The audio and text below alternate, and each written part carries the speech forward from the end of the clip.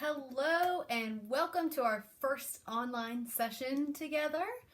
This is for our week 2 of remote learning.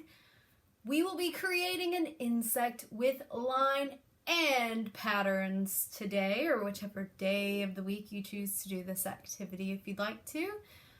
I've shared with you a Google document with 4 pages that explain, but I just wanted to show you a few tips and tricks to get you started. So let's get to it. The first page that you're going to see on this Google document is a handout about insects and line. So this document actually tells you the steps, number 1, number 2, number 3, number 4, and finally number 5. It does not tell you to color, but if you'd like to color, I would be pleased to see color, or if you just want to do it in line all by itself, monochromatic like, that would be lovely as well.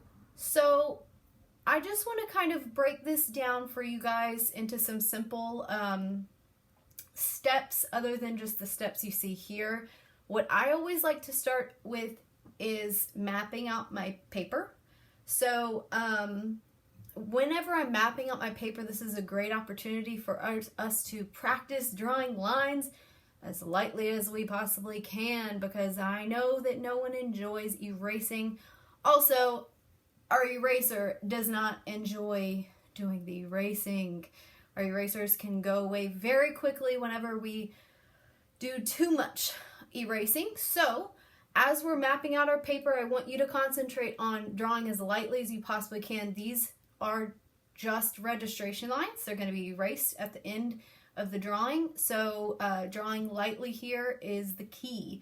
Whenever you hold your pencil to draw lightly, if you hold your pencil something like this, instead of holding your pencil up right here at the top like you would as you're writing or doing very, very small details, I'm going to have you guys hold your pencil kind of back here in this direction a little bit. Now, I'm going to go ahead and start drawing this little guy right here, which is the fly. On this little fly here, I'm going to start by figuring out which section of the body is smallest, medium, and large. So what I see is that the abdomen is the largest, the thorax, which is the piece in the center, is medium size, and the head is the smallest. So as it tells you in the directions, use shapes to design 6 imaginary bugs. Be sure to vary the shapes of wings, bodies, legs, and head. Now I'm going to go ahead and just draw one big one on this piece of paper to explain, but if you would like to have several bugs on your paper spaced out in different directions, it does show you on step number 2 here what would be the boring way to do it, just side by side by side.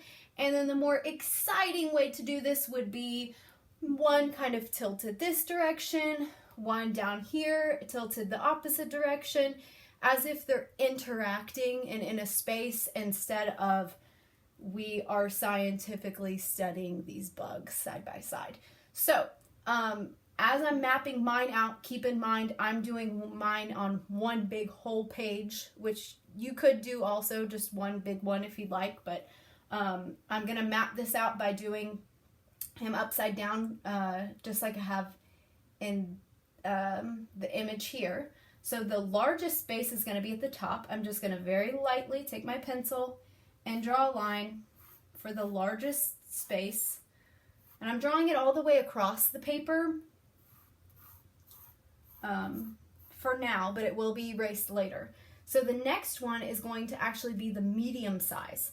So this larger one should be bigger than this medium size area. So I'm going to actually make this one a tiny bit smaller where my thorax is going to be. And finally, we know that my smallest one, which is the head, needs to be even smaller than the thorax. So I'm going to draw a line very lightly.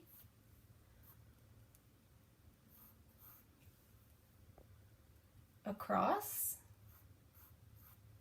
Okay, now that I have it all mapped out, now I'm going to figure out what kind of direction I want the body to be in. I really like this little guy right here because his abdomen is a little bit tilted, almost as if he's in the middle of walking. So that's something that I'm going to change a little bit about my little fly right here, is I'm going to make his abdomen just a little bit tilted off to the side. So it is kind of pointed toward the end, and it is larger in the middle area. Even teachers make mistakes. And then it goes back down to the smaller size as it hits the thorax there in the middle. So now that I'm drawing the thorax in the middle, we notice that it's about the same width, but it is significantly shorter. So as I'm drawing this little guy here, it's going to be about the same width.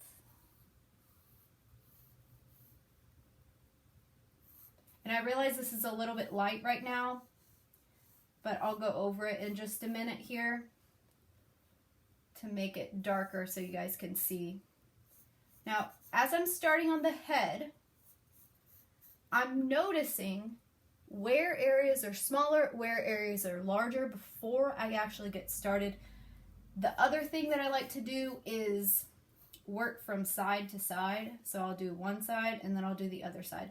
I don't loop around always, depending on the shape. So his head is a little bit stumpy down there at the bottom. I need to make sure that I left enough room for the antenna and eyes up here at the front. So, okay, now I'm just going to go over these really quickly.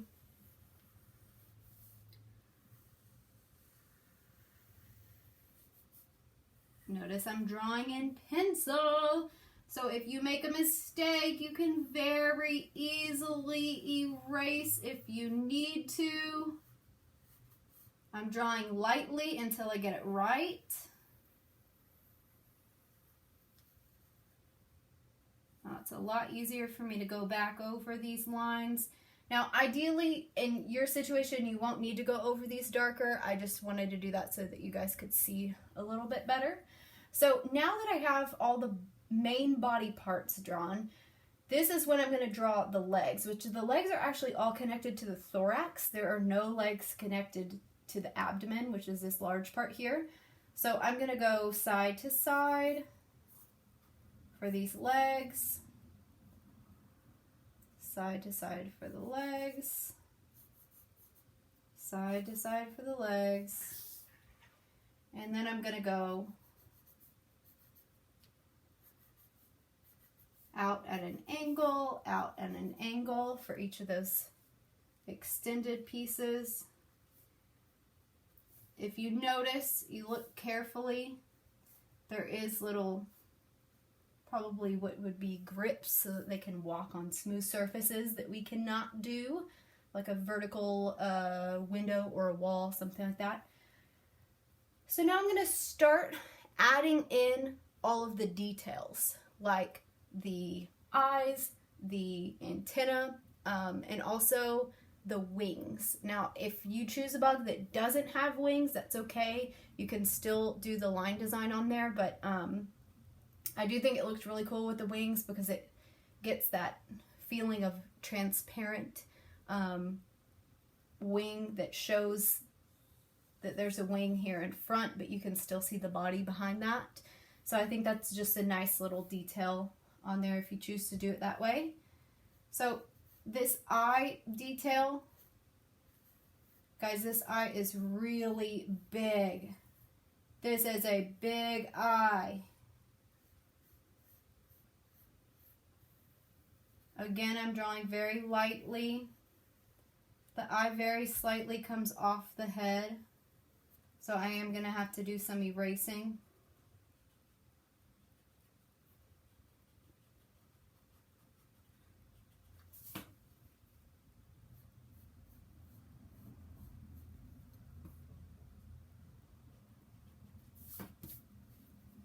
Well, I just Need to spend some more time on this. Trial and error, guys. Drawing lightly, that way I can erase and it's no big deal.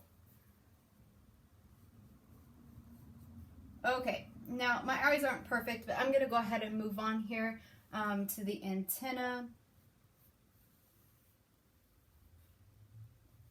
The antenna move off to the side of his head, and there's also his mouth right up here.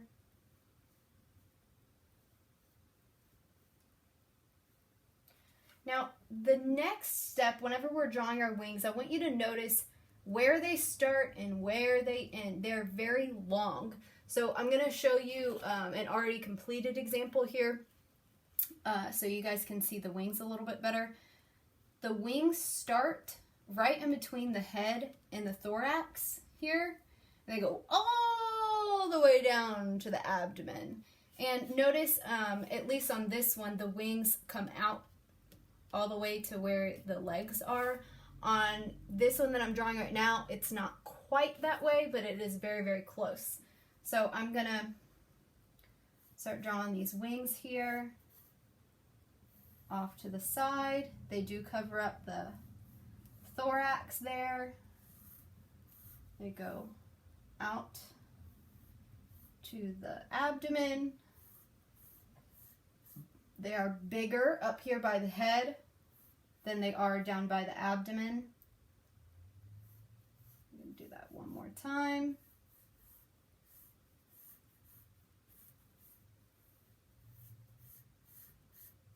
Now, there are many, many different types of bugs that you can explore, even if it's outside or online, if you wanted to and have permission to go online to look for other different types of bugs. It does not have to be one of the ones from these sheets that are here on the Google document I provided for you.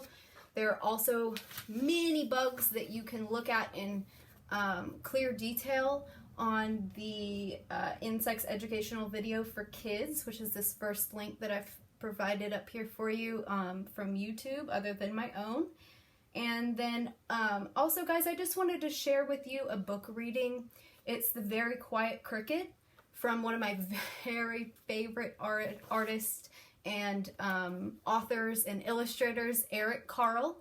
The Very Quiet Cricket also shows you a few different types of insects if you're looking for a more basic insect that you'd like to draw.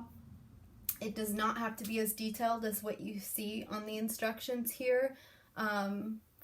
If you'd like to even simplify these Zentangle designs into just simple lines, all of the lines that we've talked about many, many times, straight line, curvy line, curly line, zigzag, castle, any of these lines that we've talked about in the past, these would be perfect to fill in some of the spaces here.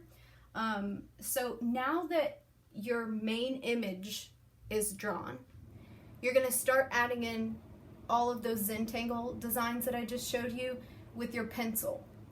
Everything should be, in my opinion, done in pencil before you start adding any markers or pens on top of it. If you don't want to outline and you just want to color in some of the areas, that's perfectly fine also.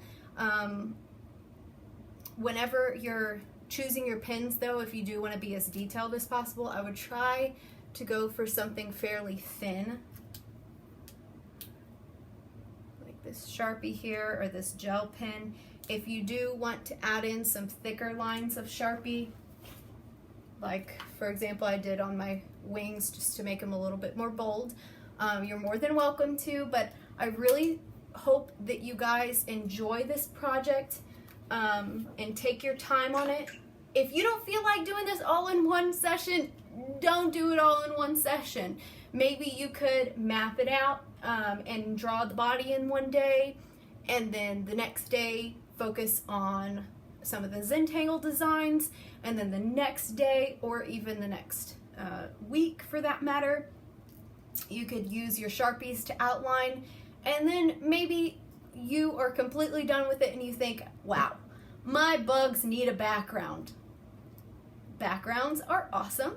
They really give your main object some interest into where they are, some insight as to what they're doing. So feel free to make this your own. I can't wait to see your beautiful drawings, and please send me any questions you have on Dojo if you do have any.